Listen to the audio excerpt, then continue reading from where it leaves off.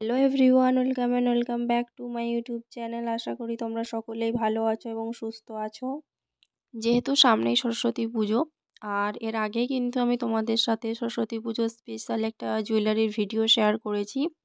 যারা এখনও পর্যন্ত ওই ভিডিওটা দেখোনি, চ্যানেলে ভিজিট করে অবশ্যই একবার দেখে নিতে পারো।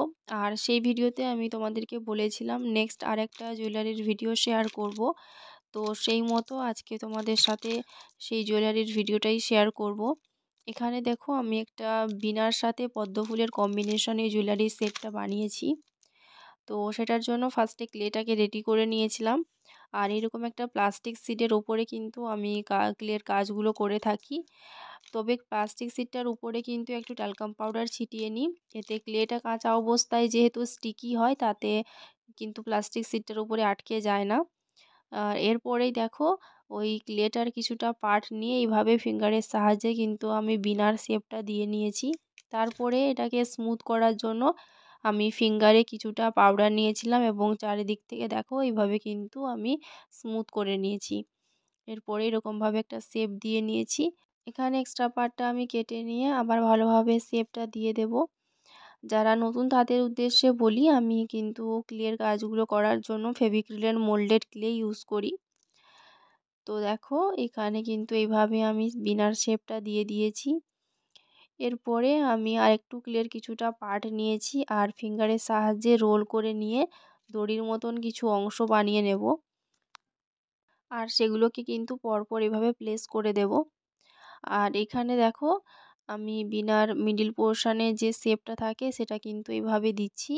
আমি এখানে একটা টুথপিক ইউজ করছি, তোমরা চাইলে একটা নিডলও ইউজ করতে পারো কিংবা যে কোনো শার্প জিনিস ইউজ করে এইভাবে কিন্তু শেপটা দিতে পারো। তো দেখো এরপরে আমি কিভাবে করছি।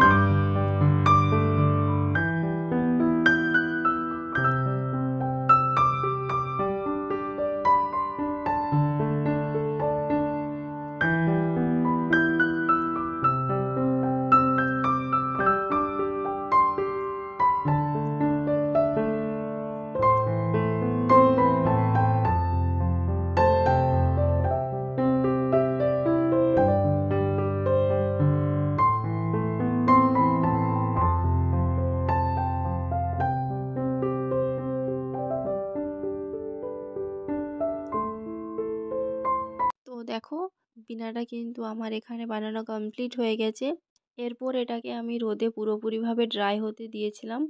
পুরো একদিনের জন্য আমি এটাকে ড্রাই হতে দিয়েছি, তাতেই কিন্তু পুরোপুরিভাবে ড্রাই হয়ে গেছিলো। তো এরপরে এটাকে কালার করে নেব।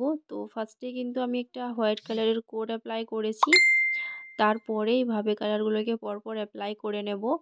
ফার্স্টে দেখো একটা লাইট ব্রাউন কালার ইউজ করছি। এই কালারটা কিন্তু আমি নিজে বানিয়েছি।